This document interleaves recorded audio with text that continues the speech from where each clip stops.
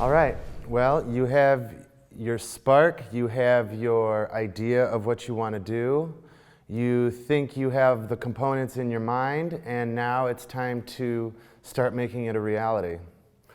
In some ways, writing a business plan seems like a pointless task because it's just like making a schedule. Most people hate to do it because they already think they have an idea of what everything will be in their mind. And once it's finished, it seems like the most irrelevant document in the world. But creating a business is a very complicated and long task. It's confusing, it's easy to get distracted, it's easy to get discouraged, it's difficult to lose track of where you are in the process, and making a business plan is fundamental, it's essential, and it's the best way to communicate what you're trying to do with other people. The point of the business plan is not just for yourself, it's for your team, and it's also for potential funders or lenders later. They're always going to ask you to see your business plan. You know, the idea that it's already in your mind is an illusion anyways. You're not going to be able to think beyond it until you get these tasks out of your mind and onto paper because there's so much more that you need to process. So write it down. It's critical. Perhaps the most valuable step in the whole process is writing down the information, going from nothing, which is a blank page, to something that exists in the physical world is very valuable all by itself. The moment you write it down, suddenly, in its own small, infantile way, the business is now real. The business is now happening. There's a very definitive structure to a business plan, and you want to try to address every section the best that you can. Even if you don't know all the answers, you can say that. You can say, we think, maybe, possibly, but you need to not leave anything out because it's all useful information, and there will come a time when that section is critical. Generally, you want to begin with the mission statement. The mission statement is going to be about one sentence, if you can. If you can put it in one sentence, we are a business that does this, then people can digest it quickly and easily, and it makes it seem like you've really done your homework. Because if it's a paragraph, if it's 3 paragraphs trying to explain something that another person could say in a sentence, you've already lost the battle. So, your purpose, generally, is to inform and convince. You want to inform your team, you want to convince your funders, etc. It's a strategic map. It's not only what you're going to do and why you're doing it, but it's how. How are you expecting to actually accomplish your goals? And you want to make it so it's 3 to 5 years. How will you get from point A to point B and possibly beyond in the next 3 to 5 years? Most people will not take you seriously if you say 7 years from now, 10 years from now, 15 years from now. You have no way of knowing what will happen. But it seems fair to say that in the next 3 years, year 1, year 2, year 3, this is what we will do, this is what we think will happen based on the current environment and the people we have around us and this great idea that we have. So, let's go over one more time before we get into the structure is who do you want to convince? Well, potential sources of financing, of course. You know, your banks, your venture capital, your family members with money, your potential partners or investors. Partners are investors because oftentimes they'll have their own money, which is why you made them a partner, or they have their own expertise and they're going to need to commit their time. So giving them a document that shows what you're really trying to accomplish shows that you are serious. Skilled employees. Skilled employees are in demand. Other businesses would like them. Other startups would surely like them. They understand that they deserve to get paid, so they need an understanding of when money will start to come and what the sky is for them, what the opportunity is for them. And then, most of all, yourself. You want to... There is an opportunity to lose faith, and there's going to be 100 moments where you say to yourself, can I do this? What am I doing? Who am I to do this? But then you go to your business plan and you say, oh wait, we already thought about this. Oh wait, we already addressed this issue. oh wait, I do know what to do next. And not only will it be an important map, it'll be an extreme form of comfort. So I highly recommend you take it seriously. The structure that I wanted to emphasize, and you'll be able to find it in the documents associated with this lesson, is the business plan by the Sequoia team. Sequoia is the venture capital firm that is associated with Google. And it also serves as a pitch deck. So, you know, the difference between a pitch deck and a business plan is almost nothing. It's just the format of where you find it. The pitch deck goes up on the screen, the business plan goes down on the paper. But more or less it's the same information. And like I said already, you start off with your company purpose. Keep it sweet, keep it to the point. It's impressive if you can get it all into one sentence, because it's actually harder than it looks. And it's easy to get caught up in listing features instead of communicating your mission. So then you want to say what the problem is. The problem not with your business, but the problem in the world. The world is full of problems. You've honed in on one. You think this is a solution. You think this is a solution people will pay for. And you know, you start off by saying this is a pain that the customer is having. How it is addressed today. Maybe there's another company that sort of solves it. Maybe there's a piece of technology that they've been using for 50 years that you think you can make better. For instance, when they used to dry clothes, they used to go take them outside and hang them. And now they have machines, possibly, if you want to dry your clothes, or to wash clothes, or to vacuum your rug, or to sweep your floor. Now there's a machine that can help you do it much faster. So then, you know, these are solutions as well. Explain the moment that you had it. I was having this problem and, there's my solution. Eureka. Now I can solve this problem for other people as well. And then, you know, why will it be a long-lasting solution? You know, think through other solutions people might come up with, other ways people might address the problem. You know, and you have already thought up a system to establish this solution into a format that a team can execute. So this is your value proposition. You want to demonstrate your company's value proposition to make the customer's life better. Show where this product physically sits. Is it on the internet? Is it in a store? Does it go on store shelves? Do you bring it to their door? And then you want to give some examples of how it would work, the type of customers you would address, and how you think you would reach them. And you want to identify the product and fully explain what the product will be. For instance, if you're a doctor, we will provide these services, bang, bang, bang. And we will use this equipment in order to provide these services. And our office will be here. And customers will come into our door, they will make an appointment, they will wait, they will come in, they will say their problem, we will address that problem. It is the instance when a similar solution could be executed. And why now? Why are you doing it now? The best companies almost always have a clear why now. Why not 3 years ago? Why not 3 years from now? Because why wasn't it built before now? You know, how come nobody has done it before you? There's millions of people trying to solve any problem. Why is it your special idea? And you want to be able to identify the evolution of this product category, or this problem category, I guess you might say. From the beginning of time, people have maybe had some problem. How did it go?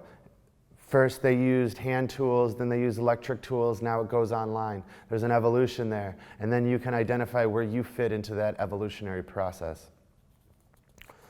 You know, and this includes the current trends that are happening. And okay, so at this point you want to identify your market potential. How many people are in the total market for this type of solution? So you want to say the maximum number of people that this solution would be relevant to. Women in developing countries. And so you would try to identify how many those are. And then you would say, for instance, how many people could you grab in the first year? How many people are grabbed by other people already? How much market share belongs to somebody else already? How is the market share divided amongst your competitors? And how much do you think you could take from them? Maybe some people won't be able to afford it. Or maybe some people prefer doing it the other way. Or maybe your competitors will have them under contract in some way. So in the first year, you might not be able to get as many as you could after the product is suggested and marketed and their contracts expire. So it's just thinking of the market from every angle, inside and outside. And then, of course, you want to say what your competition is. These are the people who are doing it already. These are what their solutions are. Maybe this company does a lot of different things for a lot of different kind of customers, and this is just one of their avenues. And you can come in as a specialized company and just do it better, with more focus, with more care. Maybe they've become callous to the customer, or maybe they're very attentive to the customer and you're going to have to step it up to the next level. Maybe you can be faster. It's talking about what they do, what are their advantages, how do you overcome those advantages, and why you are confident that you can in the first place. So, how do you intend to thrive? That's your very special business model. You could say, we intend to thrive by offering our own advantages. We are faster, we are more convenient, we are more online, we are more coming to your door. For instance, the doctor that comes to your door has a certain competitive advantage with certain customers over the doctor that you must go see. You know, your revenue model, how much do you think you will make? How will you process it? Your pricing, how will you determine what your price is? And why you think it's a good price to charge. Some people can't afford it. Some people might even say it's not enough. It doesn't indicate that you are the best. So that's a decision you're going to have to make. Maybe through focus groups, maybe through surveys. What will your average account size be? Perhaps you will be working with other teams. Maybe you can work with mid-sized teams or smaller teams, but it'll be a long time before you have the resources to work with larger teams. How long will they be with you? These are different ways to measure your capabilities of delivering this solution. Sales and distribution model, how will you deliver your product? Will you mail it? Will they receive it through an application? Will you bring it to their door personally? Will they come to the store to get it? And then, you know, the selling process. It's how will you process payments? How will they pay? Will it be a monthly thing? Will it be one-time payment? Will they pay for parts and get parts for free? These are parts of the sales definition. So then your customer pipeline. Some people might call it a funnel. How do you start from somebody not knowing what your product is and gently guide them towards your product? Maybe your first advertisement is to say, hello, we are here. Maybe the second one is to say, we have a special sale now. Maybe the third one is to say, we have an even better sale, time is running out, we have a clearance. You know, so generally, slowly, you become more forceful with your suggestion that they should come. Maybe you employ alternative methods like encouraging word of mouth or incentive marketing with man on the street going out and suggesting this product. And you want also to, maybe they've already heard about it online. So you're targeting your customer with a funnel that leads them slowly to the conclusion. Then you want to do a section about your team. What is the team that you already have, and what team members do you still need? How much will they cost? Can you get them for free? Can you make them partners? What makes them want to be part of the team? And as you grow, how will your team grow, and how much will that cost? Your financials, generally you start with what your budget is, and you you paint a picture of how that budget is going to carry you from now until you start making your first sale, or even better, until you start making systematically a series of sales. And then, you want to show your financial statements. Profit and losses so far demonstrate your traction. Your balance sheet, which demonstrates a snapshot of what you hold and then also what you owe other people. Your cash flow, because without cash, you don't have any blood flow in the business. So, how does cash come in? How does it go out? Beyond the valuable assets that you have, how much actual cash are you holding? And then, the deal that you are expecting or the deals that you already have, what contracts do you already have? And then your final slide, which is perhaps the most important because it sums up everything you're trying to do, and that is your vision. What do you see happening in the next 3 to 5 years? And then you might want to put in an inspirational conclusion at the end that says, yes, we can do this. Yes, we are ready. We are here, this is now, and this is the right solution for now. Sort of recap all of the convincing you've done throughout the entire document. And just to brainstorm. So just to go over a quick set of steps that sort of recaps all of this. First, you want to do your research. There's no limit to how much research you should do. You really want to feel like you know everything, like you've exhausted the materials available, because everything probably has its own voice. There's details that you don't want to miss. And you really want to know what your purpose is. Understanding the problem, understanding why it's something you can be passionate about, and then understanding your proposed solution and really holding on to it. Create a company profile, which is who you already are, what you believe, what your values are, and who you want to be.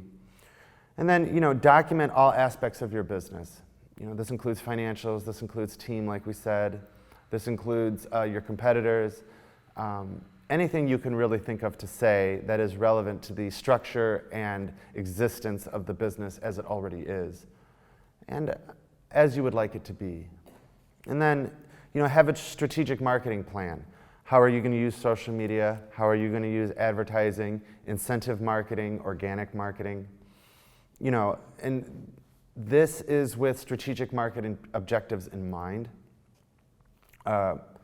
Make it adaptable based on your audience. So, if you're talking to your team, you're going to say things in a certain way, but if you're talking to investors, you need to amplify certain details. And then explain why you care. This is why it's important to me. I want to bring this product to the masses. I have had this problem for so long that I understand the pain that other people have. For me personally, having made this course, I remember what it was like to get out of school and not know who I wanted to be.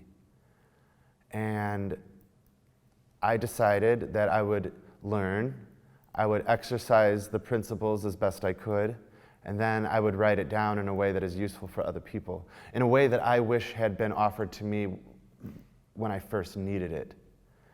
And I think if you can identify with a purpose like that, there's almost no obstacle that will prevent you from doing it, because it means something to you. And meaning is the thing that will hold your hand throughout this entire process. So, write it down, make it clear, make it organized, and you are well on your way to being successful. Thank you.